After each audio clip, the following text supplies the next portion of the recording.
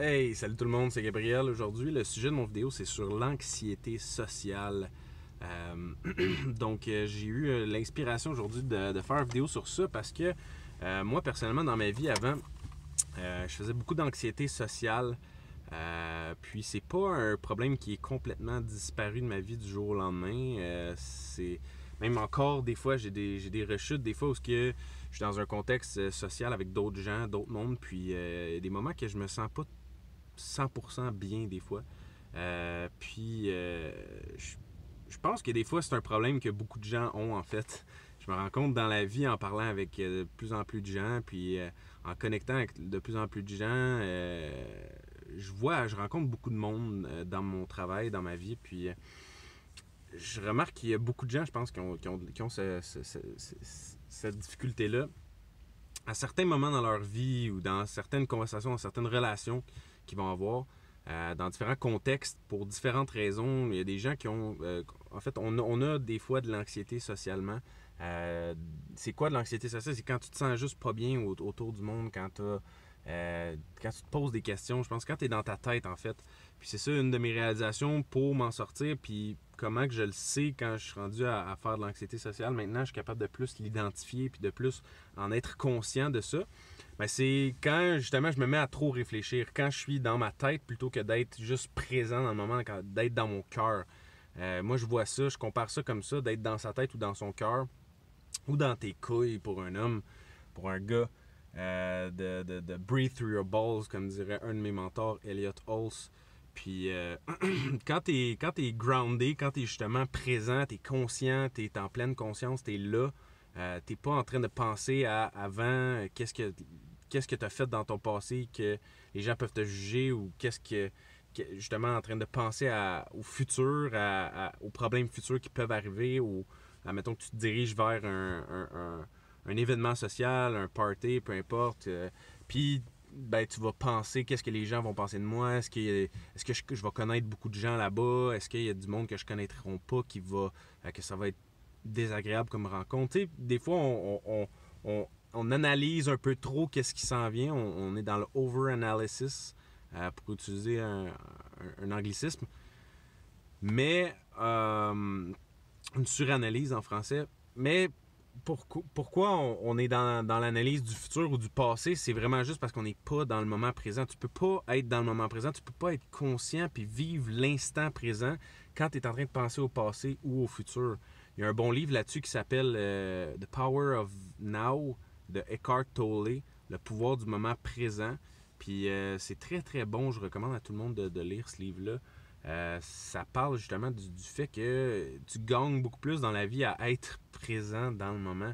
Puis je sais que ça a l'air stupide, on se dit tout, ah ben oui, je suis tout le temps dans le moment, je suis là, tu sais, je vis ma vie, donc je suis dans le moment, mais c'est pas vrai, tu peux vivre ta vie, puis constamment être en train de penser à d'autres choses, ou même quand tu parles avec d'autres mondes, souvent, on le remarque pas des fois, là, mais on va se mettre à penser à la prochaine chose qu'on va dire, ou à d'autres choses, ou à penser à ce que la personne pense de nous.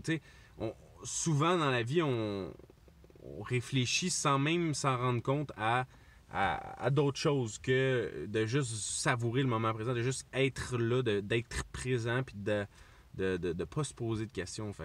Mais la secret pour se sortir de l'anxiété sociale, pour éviter de se retrouver tout le temps anxieux dans des situations sociales, c'est de se ramener au moment présent. Puis pour moi, j'ai développé beaucoup de trucs avec le temps pour m'améliorer dans cet aspect-là de ma vie. Puis une des choses principalement que je fais, c'est de la méditation. Juste le fait de prendre 5 à 10 minutes des fois par jour. En fait, je le fais pas mal tous les jours. Et si tu prends 5 à 10 minutes, peu importe, entre deux rendez-vous, dans le transport, justement, t'arrêtes entre deux rendez-vous, t'arrêtes dans ta voiture avant de rentrer quelque part. Tu prends 5 minutes, tu te sets un timer, tu mets ça 5 minutes, puis tu fais l'exercice de Wim Hof, qui est des respirations intensives. Il y a aussi Mantak Chia, un maître du Tao, qui enseigne un autre exercice de respiration slash méditation rétro un peu, juste restarter ton cerveau, restarter tes pensées, te remettre à neuf, puis faire le vide. Puis ça, c'est très important de faire le vide parce que constamment, notre cerveau roule, notre cerveau pense à plein de choses, à qu'est-ce qu'on va manger ce soir, à qu'est-ce qu'on va faire demain, à tes impôts à faire bientôt, n'importe quoi. Là, notre cerveau va tout le temps trouver des façons, des raisons pour lesquelles penser, puis analyser, puis se projeter dans le futur, puis essayer de voir qu'est-ce qui s'en vient. Puis c'est bon, c'est un bon outil. Notre cerveau il est très, très, très bien fait, il est très puissant, notre cerveau, mais il faut également être capable de le maîtriser nos pensées, maîtriser qu'est-ce qu'on fait à tous les jours. Puis pour ça, il faut que tu fasses le vide souvent. Il faut que tu prennes le temps de mettre ton cerveau sur pause, d'analyser qu'est-ce qui... juste de ne pas analyser, en fait, de juste être dans le moment présent, de faire le vide. Puis la méditation m'aide fortement à faire ça. L'exercice de Wim Hof que je suggère fortement de faire est très très bon pour ça. Mantak Chia également. Puis c'est ça, puis c'est de se ramener tout le temps également à la base, tu sais, que dans le fond aussi, je pense il y a deux choses vraiment très importantes. Premièrement, la méditation, puis deuxièmement, c'est l'opinion des autres, se libérer de l'opinion des autres. Ça je peux pas en parler assez avec intensité. C'est tellement important de se libérer de ce que les autres pensent de nous. Puis ça c'est un défi constant dans notre vie. On va avoir des périodes où est-ce qu'on est vraiment libre de l'opinion des autres, puis il y a d'autres périodes des fois qu'on va avoir des questionnements par rapport à ça. Puis pour moi, en tout cas, j'ai eu une période dans ma vie, là, il y a 1 an ou 2, que j'étais très, très, très libre de ce que les autres pensaient de moi. Je m'en foutais complètement. Puis là, après ça, des fois, il y a des moments dans ta vie, en tout cas, moi, personnellement, des moments dans ma vie où c'est revenu un petit peu, puis dans différents contextes, je vais avoir des petites rechutes des fois. Je vais avoir peur de ce que les autres vont penser de moi, ou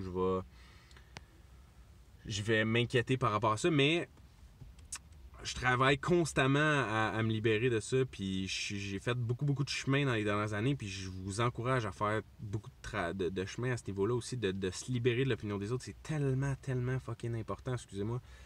C'est parce que qu'est-ce que les autres vont penser de toi, ça va toujours leur appartenir, ça va toujours rester dans leur cerveau, ça va toujours être à eux. Toi, dans ta vie à toi, ça va jamais rien changer. Comme quand tu réalises ça, que ton bonheur, c'est juste toi qui le contrôle, à quel point tu te sens bien dans ton corps, dans ta vie, à quel point tu t'aimes ta vie, puis que t'es reconnaissant de la vie que t'as, de la chance d'être en vie, de la chance de juste respirer, de juste être ici sur la planète présentement, de profiter de la chance de connaître les gens qui sont dans ta vie, de ton entourage, juste être conscient que tu es heureux. Là, il y a juste toi qui as le contrôle de ça. Il y a juste toi qui as le contrôle d'être heureux, de choisir ton bonheur.